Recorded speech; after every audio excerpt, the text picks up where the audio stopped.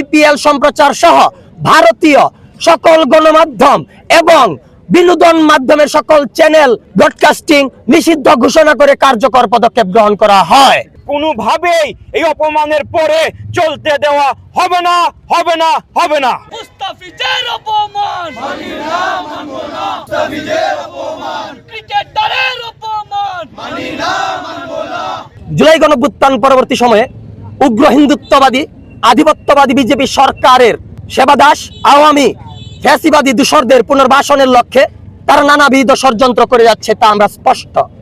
এই ষড়যন্ত্রের অংশ হিসেবে আসন্ন আইপিএল আয়োজনে আমাদের বিশ্ববরেণ্য ক্রিকেটার মুস্তাফিজুর রহমানকে কেবল বাংলাদেশি হওয়ার অপরাধে তাকে অপসারণের যে ঘৃণ্য এবং ন্যাক্কারজনক ঘটনা তারা ঘটালো, এছাড়াও তাদের যে ধর্মীয় উগ্রবাদী নেতা দেবকী নন্দন ঠাকুর বাংলাদেশের যে কোনো খেলোয়াড়কে যেন আর কোনোদিন আইপিএলে না নেওয়া হয় সেই ব্যাপারে কট্টরপন্থী অবস্থান নিল, সে থেকে প্রতীয়মান হয় বাংলাদেশ বিদ্বেষী এবং বাংলাদেশ বিরোধী রাজনৈতিক এজেন্ডা ভারতীয় সর্বোচ্চ নীতি নির্ধারকদের মস্তিষ্কে প্রণীত হয়েছে। সুতরাং সমুচিত জবাব হিসেবে রিজওয়ানা হাসান তথ্য ও যোগাযোগ এবং সম্প্রচার মন্ত্রণালয়ের মাননীয় উপদেষ্টার দৃষ্টি আকর্ষণ করে বলতে চাই, আপনি যথাযথ সমুচিত জবাবের প্রেক্ষিতে আপনি আজকেই নীতিগত সিদ্ধান্ত নিন যেন আইপিএল সম্প্রচার সহ ভারতীয় সকল গণমাধ্যম এবং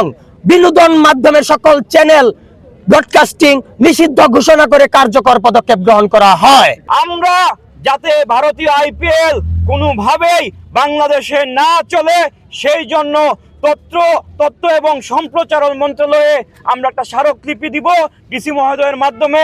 ইনশাআল্লাহ ভারতের আইপিএল কোনোভাবেই এই অপমানের পরে চলতে দেওয়া হবে না, হবে না, হবে না।